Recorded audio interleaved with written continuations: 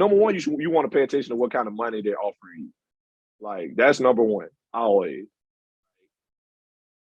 Whatever level you being recruited at, whether you're getting JUCO offers, NAI offers, D3 or the D1, whatever, you always need to make sure your money that they're offering you is like, you need to be on the same page.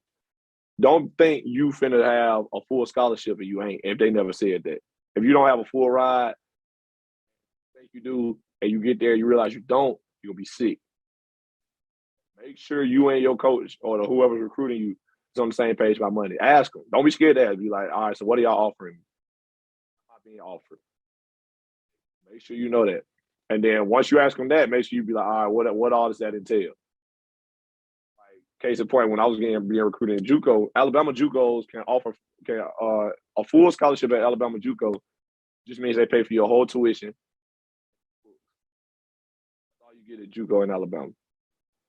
You got to pay for your own room and board. You don't get no meal plan.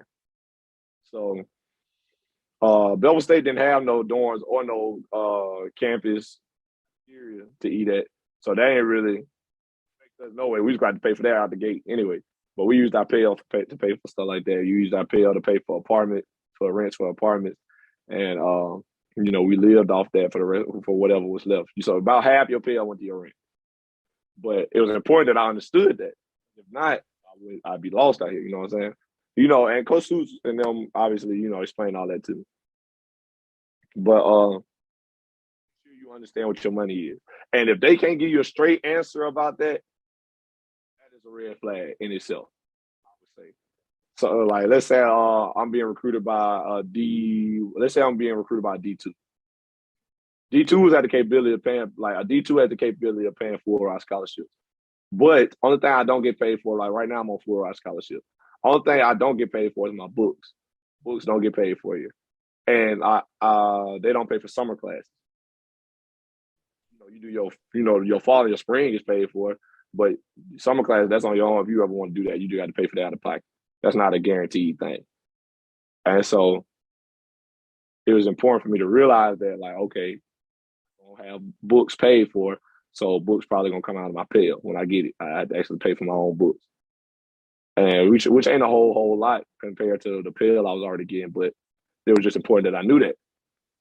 Because what if I didn't get Pell? I would have to tell my parents, like, hey, just so you know, I'm going to pay for my own books, so be ready for that when school comes. And then, so outside of that, let's say I'm being recruited from NAIA. NAIA cannot give you full scholarships of any kind. Like, you can't have a full ride. You'll never have all of your tuition and all your books and your housing and all that paid for without coming out of pocket some kind of way. Like, they can give you and they have different packages they give you, but you're really good, they give you the best package they can give. And, like, it might pay for everything up to a certain extent, and then your Pell might cover the rest. So you're still technically going for free, but you won't have no Pell in your pocket and stuff like that. So those are also things to be mindful of.